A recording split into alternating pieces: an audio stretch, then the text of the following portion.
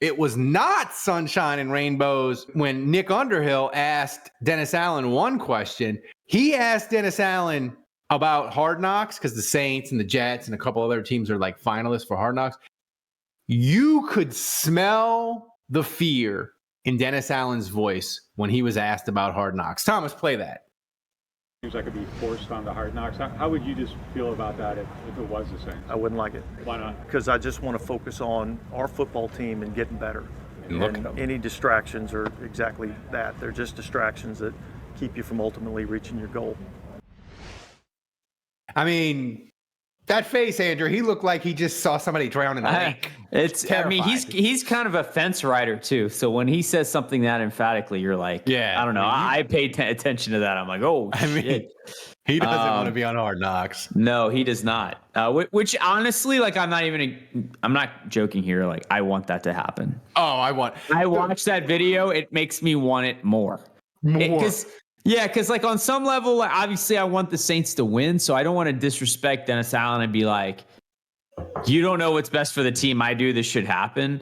But like, I want content. I kind of want to look at it as, if you're as amazing as the Saints think you are, as you think you are, and if you're going to prove everybody wrong, what better way to do it than facing the adversity of cameras in your locker room and winning anyway? So I kind of view it as like, let's move the goalposts. Let's make it even harder. And if you accomplish that mountain, then I'm going to point and laugh at everyone who hated you. But on the other side of it, it's like, look, if you're going to go 3-13, I want the front row seat, baby. That's right. Well, that's what I said, Kevin. People were yelling at me as like, you can't, the Saints, they can't handle the distractions and nobody wins on Hard Knocks. These are people that hate Dennis Allen. And I'm like, dude, bro, you hate Dennis Allen and yet you're coddling him and you're like, we can't risk, cameras will ruin the 2023 Saints. I'm like, hey, if Dennis Allen can't handle NFL Films cameras in training camp, we're already dead and the season is already screwed. Here's how I feel about this, and Kevin, you tell me if I'm wrong. Unless you're going to take the position of like some weird double negative where I hate Dennis Allen hates this, therefore it should happen kind of thing. I think you need, as a fan of the Saints, if you're one of those people on Twitter or that's been listening to this podcast, or just a Saints fan out there in the community shouting from the rooftops, fire DA, if that's been your whole mantra for the last 12 plus weeks, then, and Dennis Allen has just come out publicly and said, I don't want this.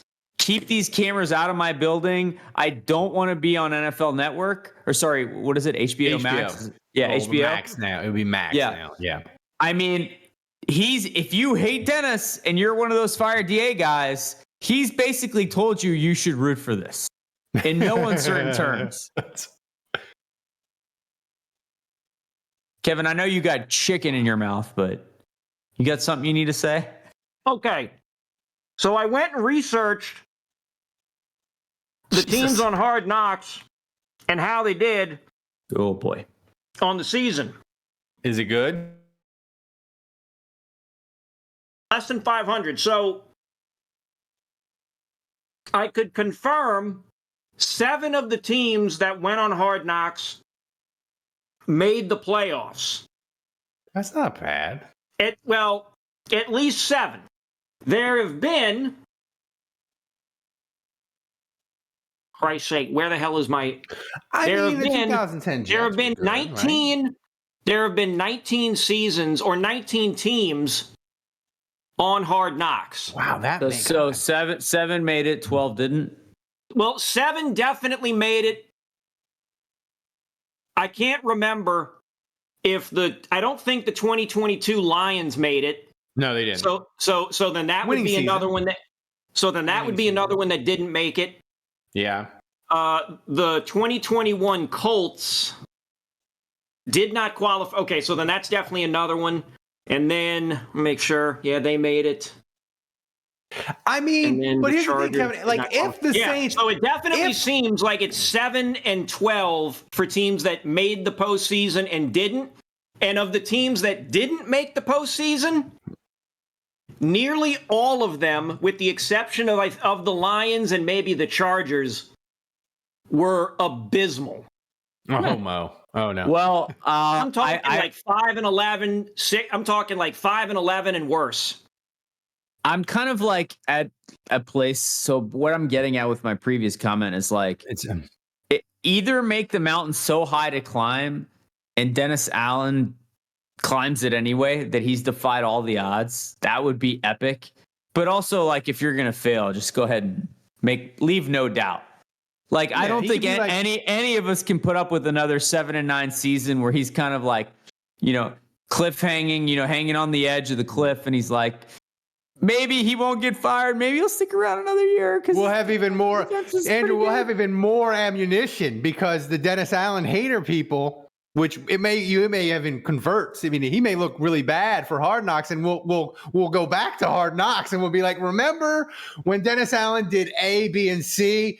That was a telltale sign that he was awful, and we knew it. And we watched Hard Knocks, and they didn't have the food table ready or whatever. Or he did the ice cream truck after practice, and they didn't have the ice cream; it was melted. They picked the bad ice cream truck. That shows Dennis Allen's not a leader. We knew it back on Hard Knocks. Of course, they were going 6-11. Another scenario we haven't discussed here that would be hilarious is imagine the Saints get Hard Knocks. And Dennis Allen's behavior confirms everything the DA haters think. He's dumb. He says stupid things in the media. He's not well spoken. He gives trite and just canned answers to everything. He shows no personality. So Even he confirms behind the scenes, like confirms everything that people think. DA ain't it. And inexplicably they start winning. That would be a great scenario. Or vice versa. Or the flip side. Like, you know what? DA's really convinced me he's a good dude. All of a sudden you get all the behind the scenes stuff and you're like, right. Man, you think he's awesome all of a sudden, and they're like 3-14. I'm kind of here for that too. What's the more fun scenario, Kevin? I mean, winning's always fun, but the funnier scenario. The team winning. Right. The more fun scenario is Dennis Allen looking like an absolute fraud in Hard Knocks, training camp, preseason, the whole thing. Like, absolute tire fire. He's already starting. The seat is boiling that he's sitting on going into game one. And the Saints just rattle off. They go 5-1 to start the season, and all of a sudden it's like, well, what do we do? I don't know. What are we doing now? Who cares? The Saints are winning. I don't care if Dennis Allen looks like a deer in headlights on the sideline when it's 4th and inches. I don't care. The Saints are winning. So my dream, Andrew, is to write a column, maybe for patrons only, 1,500 words. Coaching doesn't matter. The Saints are 9-1.